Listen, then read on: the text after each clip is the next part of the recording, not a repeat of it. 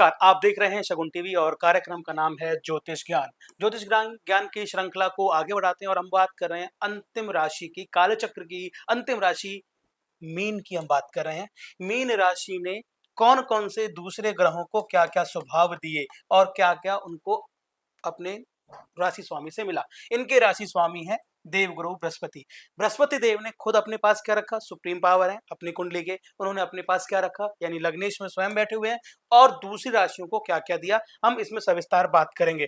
तो जैसे अब हम बात करते हैं, ये दूसरी, यहाँ पर 9 लिखा है, 9 का 9 और 12 हमेशा जिस राशि के स्वामी है वो देवगुरु हैं, यानी इन्होंने अपने पास 9th हाउस रखा है और दूसरा 12th हाउस यानी पहला रखा है। ये क्या क्या इन पर इम्पैक्ट डाल रहा है, ये आपके लिए जो विशेषताएं हैं उनमें काउंट होता है, क्योंकि सुप्रीम पावर आपको क्या क्या दे रही है वो आपकी कुंडली में विशेषताओं में होती है। तो सबसे पहली बात है कि आप आध्यात्मिक होंगे, आप धर्म को मानने वाले होंगे, पिता से आपके ऐसे संबंध होंगे ये बताया जाएगा इसमें। दूसरा, आप ज्ञान, जितनी भी चीजों में ज्ञान वाली चीजें हैं उन पर आपकी विशेष रुचि रहेगी। आप ज्ञान प्राप्त करने का, पढ़े लिखने पढ़ने का लिखने का शौक होगा आपको। आप बुद्धि और ज्ञान का समन्वय स्थापित कर सकेंगे, आप इस तरह के होंगे क्योंकि देव गुरु ने अपने आप को क्या क्या दिया वो मैं बताने वाला हूँ। तीसरा, सहानुभूति और बड़ी इच्छा शक्ति आप में होगी। दूसरों के प्रति सहानुभूति आप रखने वाले हैं कि भाई काम किया आपने, नहीं हो पाया तो अरे ठीक है उन्होंने काम किया था ऐसा है, कोई बात नहीं, सहानुभूति रखेंगे आप। इच्छा शक्ति आप में दूसरे की मदद करने के लिए आप हमेशा तत्पर रहेंगे, क्योंकि ये आपकी कुंडली में देवगुरु ने दिया है। कला और संगीत के प्रेमी हैं आप और भावुक होकर बड़ी कई बार निर्णय ले लेते हैं जो आपके लिए कठिनाई का सबब बनता है। तो ये आप इस तरह के हैं जो देवगुरु बृहस्पति ने आपको लग्नेश में आने के बाद दिया।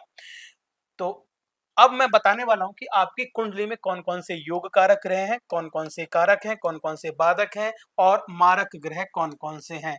योग कारक का मतलब होता है कि बहुत अच्छा, जो आपकी कुंडली में बहुत अच्छा करेंगे। आगे चल के ना आप ये समझ पाएंगे, लोग आपको कहते हैं ना कि यार ये वाला रत्न धारण कर लो, क्यों कहते हैं ये भी मैं आपको आज बता देता हूँ, या ये वाले रत्न को आप धारण मत करो ये भी मैं आपको बता देता हूँ। जो आपकी कुंडली में कारक है, जो आपकी कुंडली में योग कारक है, जिस प्लेस्ड पर है, उसके कारक तत्व को बढ़ाने के लिए उस ग्रह का रत्न पहनाया जाता है। जो मारक है उसको हटाने के लिए दो तरह से रत्न काम करते हैं। आगे के चैप्टर्स में हम लोग इस बारे में भी डिस्कस कर सकते हैं, लेकिन जो आज का चैप्टर है, आज का चैप्टर है योग कारक, कारक बाधक और मारक ग्रह। मुझे पता है आपको क्लियर हो गया होगा कि योग कारक ग्रह कौन से होते हैं, यानी कुंडली में केंद्र का स्वामी और जो त्रिकोण का स्वामी है, जो उन दोनों में कॉमन है, वो कॉमन है वही आपका योग कारक है। तो योग कारक इसमें बृहस्पति देव खुद है और दूसरा शुक्र देव है। बृहस्पति देव केंद्र में 2 स्थान पर आए हैं और दूसरा मैं आपको बता रहा था शुक्र देव, ये आपकी कुंडली में योग कारक ग्रह हैं। अब कैसे योग कारक हैं और क्या क्या आपको प्रदान करने वाले हैं वो भी देख लेते हैं। यहाँ आपको ज्ञान, धन, संतान, वैवाहिक जीवन, सुख, समृद्धि और भाग्य प्रदान होगा। इन दोनों ग्रहों के माध्यम से आपको भाग्य मिलेगा, क्योंकि जहां पर ज्ञान है वहां भाग्य भी है और आप परिश्रम भी करने वाले होंगे। मंगल आपके कारक ग्रह, मंगल और चंद्रमा आपके कारक ग्रह हैं, जो ऊर्जा से भर देंगे, आपको साहस देंगे, किसी भी काम को करने की क्षमता प्रदान करेंगे। आप साहसी बनेंगे, ऊर्जावान होंगे और मन और भावनाओं पर नियंत्रण करके कार्य को करने वाले होंगे, क्योंकि ज्ञान मन से इतर चलता है, दोनों चीजें अलग अलग होती हैं, आप उनका बैलेंस कर पाएंगे, क्योंकि देव गुरु आपके प्रथमेश हैं, लग्नेश हैं, जो भी आप कहें वो आपके साथ हैं। तो ये हो गए आपके लिए कारक ग्रह। अच्छा, बाधक और मारक की जब मैं बात करता हूं तो आप ये बात आज नोट कर लें, लिख लें, समझ लें कि जो चर, स्थिर और द्विसंभाव, 3 तरह की कुंडलियां होती हैं। 1 2 3 4 5 6 7 8 9 10 11 और 12, यानी ये जो कुंडली है ये आपकी हो गई द्विसंभाव राशि। द्विसंभाव की ये कुंडली है। यहाँ पर जो 7th प्लेनेट है, जो 7th पोजीशन पे जो प्लेनेट है वो आपके लिए प्रॉब्लमेटिक है।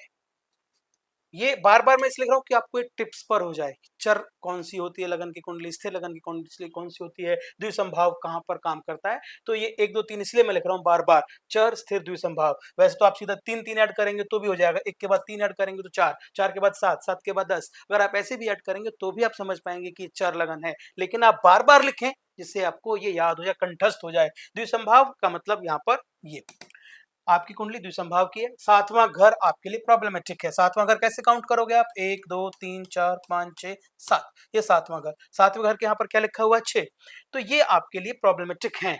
6 का मतलब आपको मुझे लगता है पता होगा, 3 और 6 के मालिक कौन है? बुध। बुध आपके लिए प्रॉब्लमेटिक होंगे, ये रहे बाधक ग्रह बुध।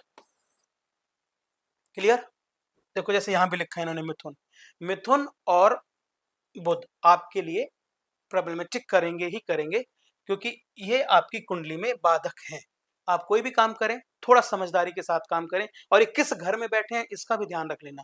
अगर आप त्रिक भाव में बैठे हैं तो वो क्या-क्या परिणाम देंगे, इनकी अगर नज़रें हैं तो वो कहाँ-कहाँ पर इनायत हैं, आपके लिए कितना शुभ और कितना अशुभ देती हैं। अच्छा एक चीज़ और है, उच्च घर का जो स्वामी है वो अच्छा करने के लिए बाध्य हो जाता है, ये थ्योरी है। वो जहाँ जाएगा, जहाँ देखेगा और जहाँ बैठेगा, आपके लिए अच्छा करेगा। अच्छा तो ये प्लैनेट की पोजीशन आपकी निर्धारित करती है कि आपको कितना अच्छा फल देगा। तो यहाँ पर आपका 7वां घर है, वो जो आपका द्विसंभाव की आपकी राशि है, 7वां घर है, तो वो आपके लिए बाधक हो गया। अच्छा अब मैं बात कर रहा हूँ आपके लिए मारक ग्रह कौन-सा है? मारक ग्रह कैसे करते हैं? दूसरा और 7वां आता है, अधिकतर केस में। और फिर उसकी पोजीशन तय की जाती है कि वो कैसा करेगा। दूसरा और 7वां क्यों आया? अष्टम भाव, यानी यहाँ से हम अष्टम 1, 2, 3, 4, 5, 6, 7, 8 ये रहा यहाँ से फिर अष्टम चले ये आया, इसका द्वादश भाव ये हो गया। इस तरह ये काउंट होता है। अष्टम टू अष्टम से द्वादश ये, या फिर यहाँ अष्टम से सीधा द्वादश, ये इस तरह काउंट किया जाता है।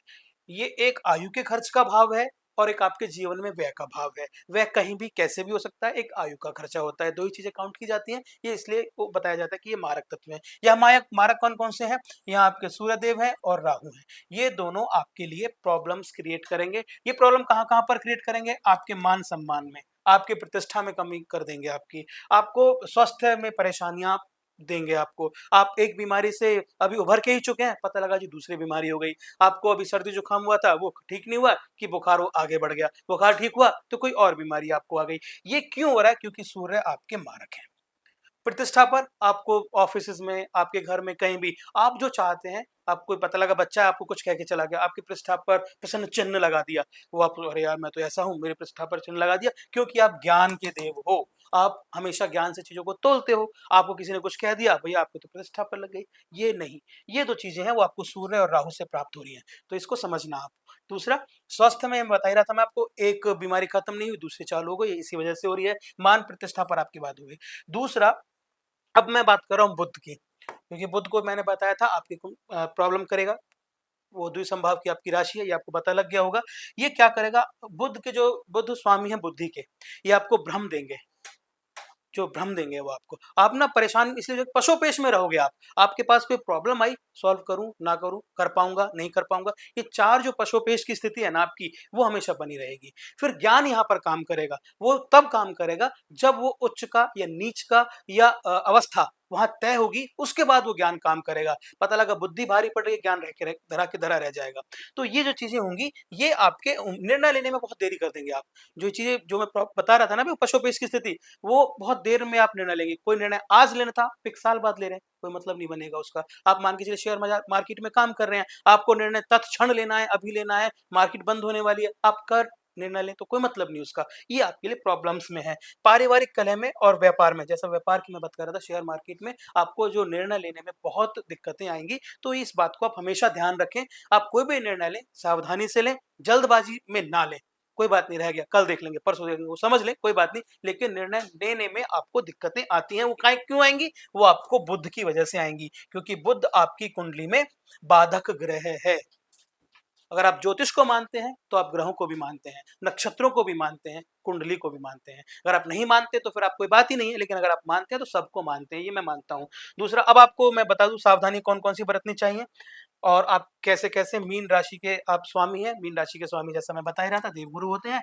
तो आपको यहाँ क्या-क्या देवगुरु ने दिया? आपको सहानुभूति दी है लोगों को। भई आप सहानुभूति बहुत रखते हैं, मैं बता ही चुका था आपको, दूसरों की मदद करने के लिए तैयार रहते हैं, कला और संगीत के प्रेमी रहते हैं। दूसरा, अब आपको क्या-क्या सावधानी बरतनी चाहिए। ये चीज़ें तो आपको विरासत में मिल गई, ये चीज़ें तो आपके लग्नेश के स्वामी देवगुरु होने से मिल गई, लेकिन उनसे और भी बहुत चीज़ें मिलती हैं। वो क्या-क्या मिला, उनकी भी क्या सावधानी रखनी चाहिए? आप नशा करने से बचें, आलस और प्रमाद से बचें, लोभ ना करें। आपको हमेशा आलस से बचना है। पैसों का इस्तेमाल बड़ी सावधानी के साथ करें, क्योंकि मैं बता रहा था व्यापार में कब आप निर्णय लेने में देरी कर दें, कब आप चूक जाएँ, आपको नहीं पता लगेगा। दूसरा, अपनी जो आपने सोचा है, जो भी आप सोचते हो, ज्ञान के भंडार हैं आप, उनको आप उसमें बदलें, योजनाओं में बदलें। बस ऐसा नहीं कि हवा-हवा में प्लान ना बनाएँ, उनको आप आगे धरातल पर भी लेकर आएँ, तब आपके लिए बहुत फ़ायदा होगा। अच्छा, दूसरा ये है कि आप आराम से पूरे 8 घंटे की नींद लें, क्योंकि आपका मन, आपके विचार और आपकी बुद्धि हमेशा भटकती है। आपने किसी से कुछ कहा, कोई भी बात होती है तो आपके मन में बार-बार आती है, उससे आप बचें। आपको कोशिश करनी चाहिए कि आप भरपूर 8 घंटे की नींद लें। जी, अब आपके लिए क्या-क्या उपाय हैं, वो भी आप थोड़ा-सा समझ लेते हैं। आपको भगवान विष्णु और माता लक्ष्मी की पूजा अर्चना और उपासना करनी चाहिए।